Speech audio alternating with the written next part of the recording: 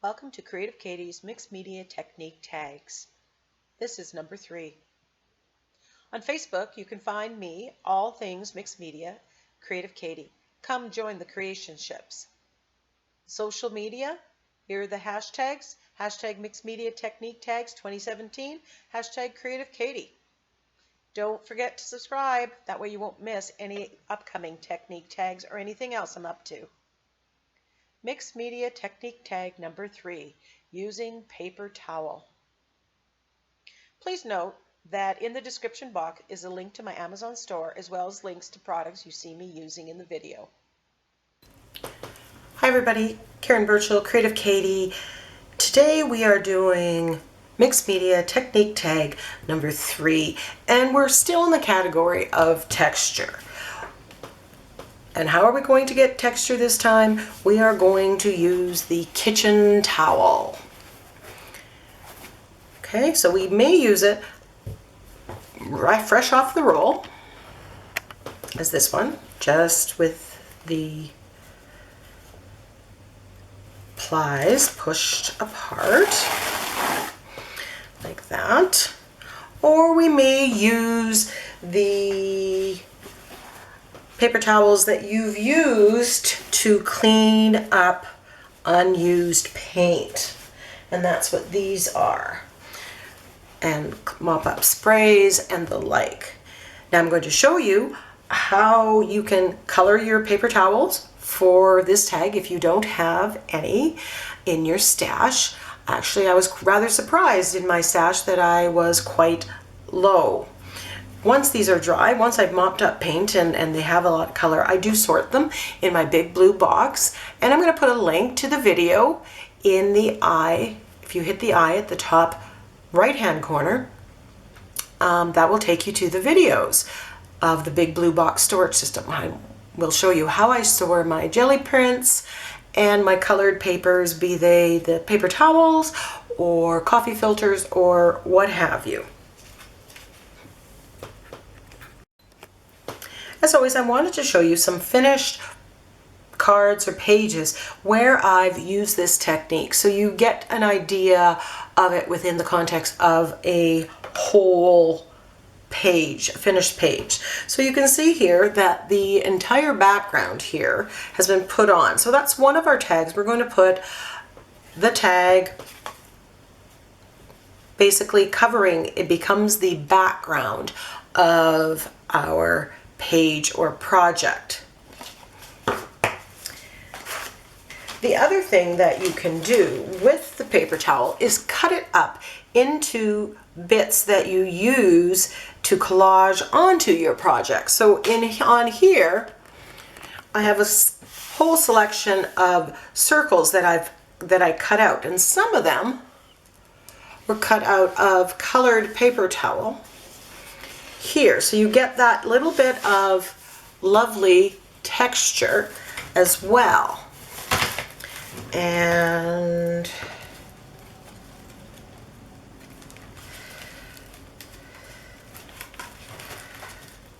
of course I had this marked, but you know,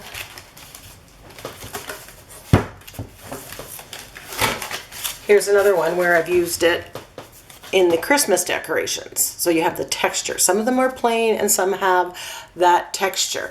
And I'm using that texture very deliberately to get there. The other way that you can use it is ripped up and in the background. Now there's tissue paper and probably paper towel, but there's also in there, and I'm not sure you can see it, there is some paper towel in there that was colored. And sometimes I rip them up, and I like the different textures from the different materials that I have. And here is the last way that I've used it. Again, this was all ripped up, and it was with tissue paper and a whole bunch of papers, and I've used it to actually collage the background. And this is a technique, we're going to come back to this one using color papers and collaging. So this will be a separate technique tag in of itself in here, and that's just an example. So you get that texture in the multitude of ways. Is wet it down. If I'm making it from scratch. Now this is a good way of using up, like I said, leftover paint when you're done a project, or when you have just that little bit of craft paint in a tube and you want to get rid of the tube, and so you might be able to do that. I had some, this one for instance was, I had mixed up some of my iridescent, it was my Martha Stewart's pearlized paints, and they were clogging the spray bottles, so I wanted to get rid of them, so I sprayed them onto the paper towels, and you can see the loveliness that's there, so that's why I have those. Though I do admit that some of them, some of my colors have, you know, in the move, they've all kind of disappeared, and I don't have a whole lot.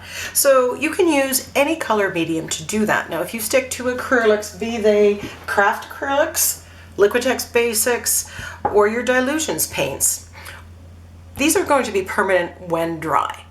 If you use some sprays, your dilution sprays or homemade sprays, food coloring sprays, they're going to reactivate when you wet them, so that might impact later stages of your project. So you need to know what you have there. So I'm just going to make 2 paper towels with color, and I'm going to use just my Liquitex Basics, and I've just pulled out a couple colors, nothing special about that. And I'm going to use my Inktense blocks just because they're there, and these are fairly permanent when they are completely dry and stuff. So there's nothing magical about applying this. Now, if I was painting with these and I had these left over, what I would do is wet my paper towel and wet down the color medium as well. And just either put it on, you can dip them,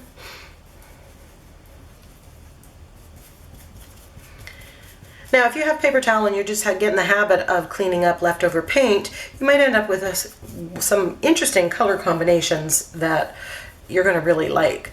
Now, depending on what you like and your own personal thing, you might leave some white spaces, and I kind of like the white spaces when you're done. But it's, you know, again, it's up to you.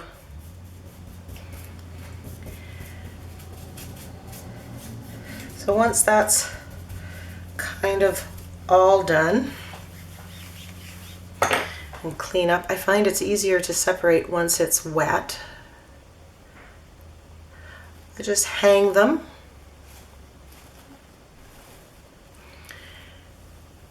Or dry with a heat tool. And one of these is going to be a little bit more colored than the other, and that's fine.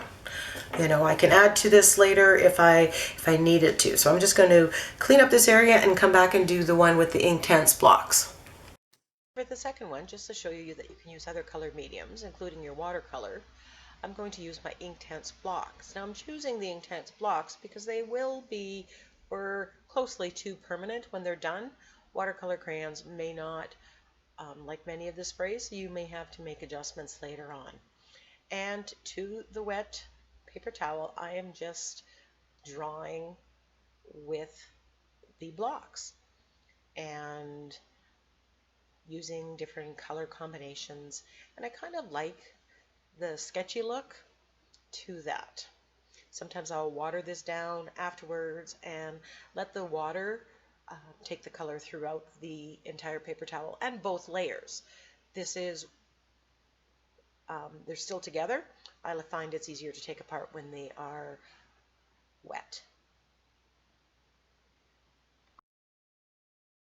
So I have my tags. So one of the tags we are going to do with the whole sheet. One, we're going to cut shapes and use I'm going to cut circles, and what I'm going to use is strips. Now, I saw this video and I cannot remember who did it, but they used strips of paper towel. And it really doesn't matter for the purposes of this whether you use the pre-colored stuff or you just use plain old white. If you have the colored stuff and you do not gesso it over, some of the color may show through, which adds to your finished project. This kind of leaves you a blank slate where all you're getting is the texture and then you build up the color. So let's get started. Not quite big enough.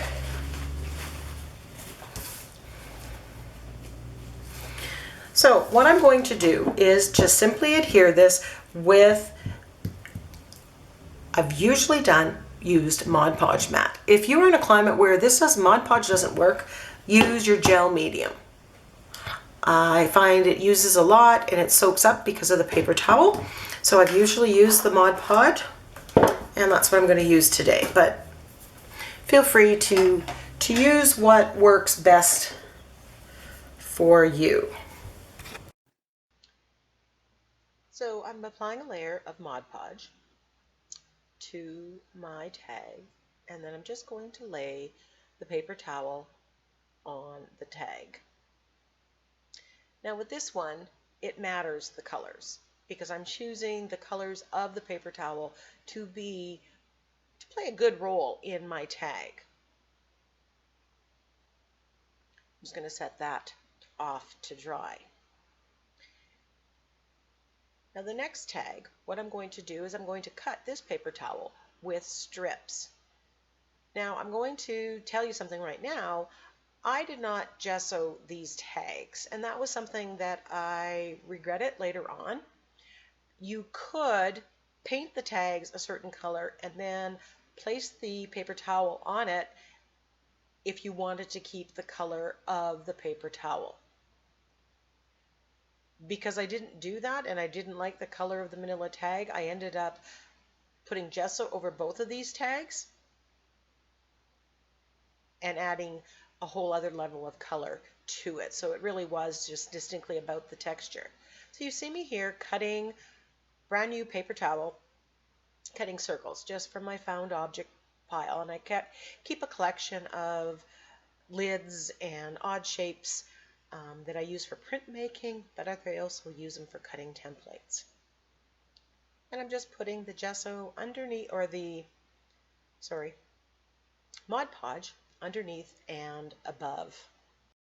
So the process here is pretty much the same. I'm just using Mod Podge to adhere these circles. Again, you can use any shapes you want. I'm layering some of the circles are going off the page. I like that. That brings interest to your page. Now you could use this for a whole page of the whole background or just a section of your background.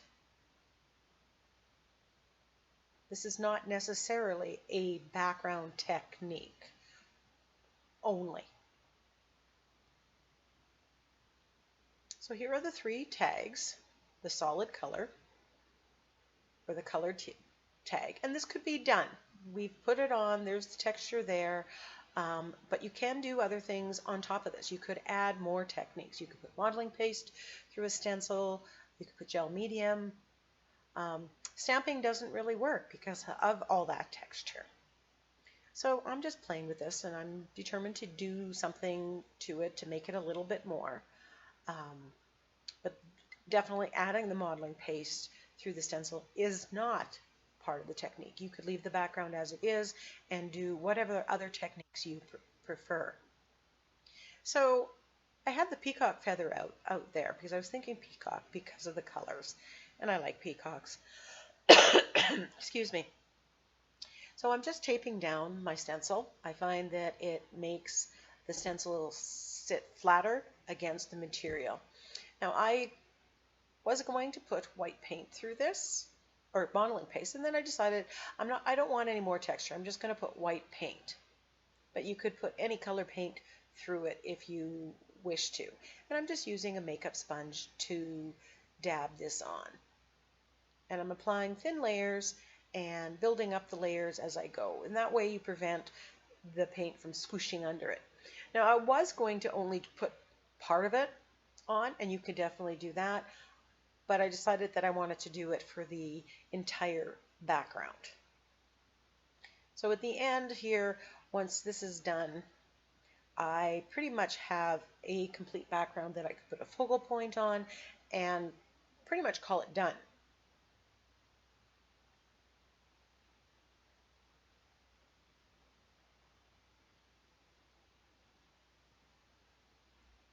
And again, even with the layer of acrylic paint on it, you still see some of that texture, but now you have a different layer of texture.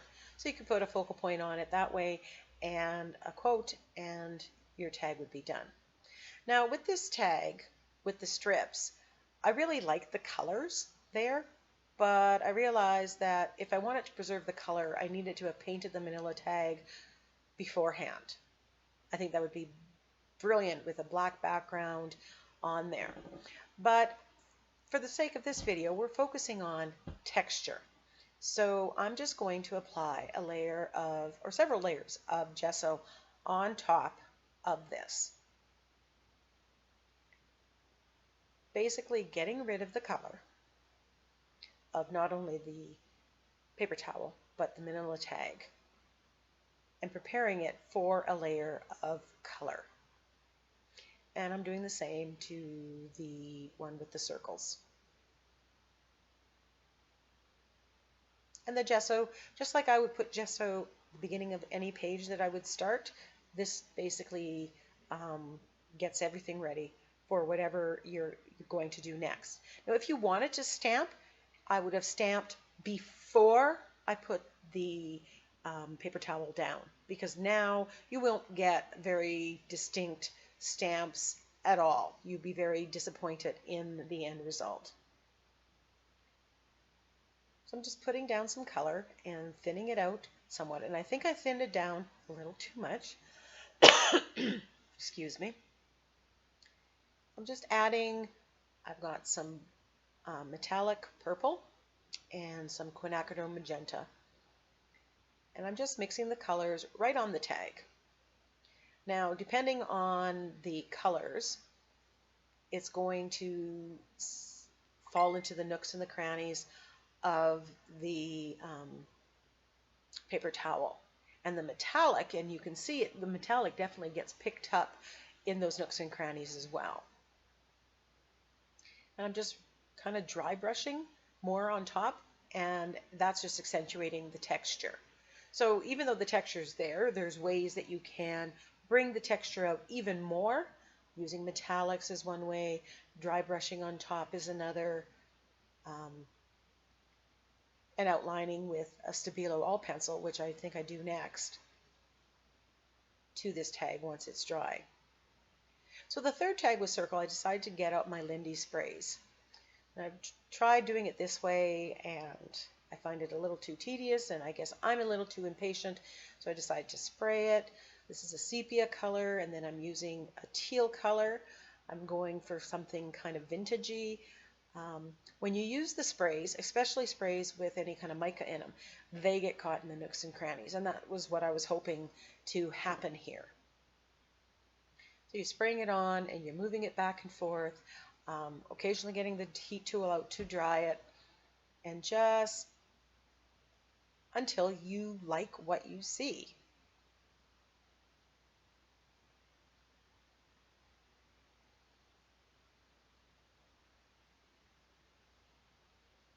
I'm letting that dry. I think I'm using the heat tool on it right now. Want it to dry a little bit more. And I decided I'm going to try to put a little bit more brown in there with my Inktense block. So I'm just mixing the Inktense block with the Lindy sprays. And, you know, trial and error. I didn't like the effect, and so most of it gets sprayed off. And I go back to the sprays and being patient. And I think this is when I realized that if I start drying it, then you get some of those interesting layers in there. So pretty much after I dab here, all the Inktense block is gone, and I just have my Lindy sprays. And you can see that Lindy's falls into the the texture of the kitchen towel, of the paper towel.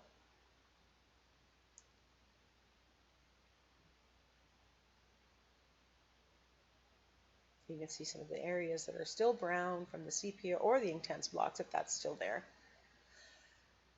And my sprayer is a little clogged. I'm just drying it in between.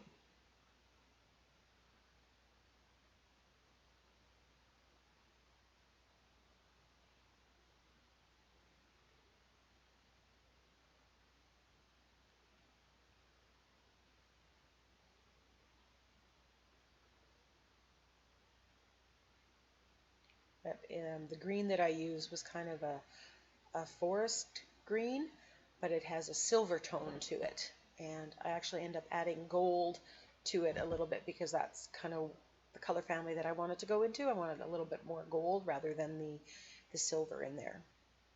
That's personal choice. But you can see there's a very subtle texture right now, and you could leave this as it is and skip outlining the circles, which you're going to see me doing in a bit, and not bring it out even more. And what you see there is the gesso is bubbling underneath, and that's kind of adding a little bit more texture. It kind of got away from me here, and so it made it hard for the paint to adhere where the gesso bubbled up. So there are the 3 tags, and I used the Distress ink and just edged this tag. Even though this isn't going to be a completed page, it needs to be framed in my mind, so you're going to see me edging all my tags in some way, shape, or form. Now, because I wanted the brown and I didn't want black, I go and grab a Derwent Inktense pencil. And that would have been okay if I didn't activate it with water, because Lindy sprays will reactivate. And that's what happened. I could have just left it at that. I could have smudged it with my finger, but no, I go in and I activate with water. And some places it was okay, but some places, I think where the gesso bubbled, it became a very smooth surface, and the paint, the Lindy spray color, came off. And so in one of those circles, and I think I show you a close-up in a bit, the paint, you kind of got a white ring around it that I really didn't like.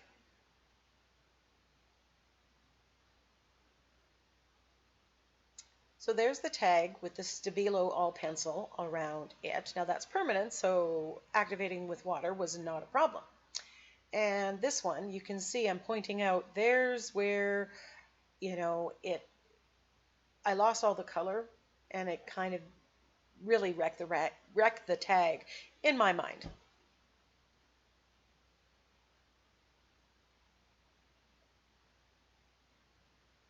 So I'm thinking what to do, and I just decide that I got nothing to lose, and I get out my Lindy sprays and I spray it again. Of course, the Lindy sprays activates the Inktense pencils as well, and I'm just using the brush to make sure that all that all that Inktense block is kind of activated, and I'm kind of back to a previous step. That not working, it could have re-gessoed the whole surface and started from that point. But actually at the end, I really liked how it ended up. The end product, I liked it better than what it was originally. So, happy mistake. I'm going back to my Distress ink, and I'm just edging, because I really, this reads vintagey to me. This green and the whole vintage thing is really not my preferred color scheme, but I like to play in it every once in a while and try things that are new to me.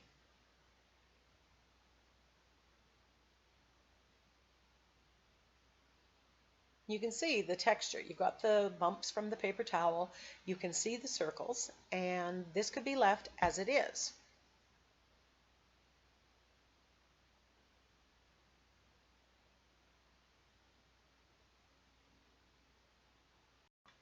Here's the summary of showing all 3 tags that were created for Mixed Media Technique tag.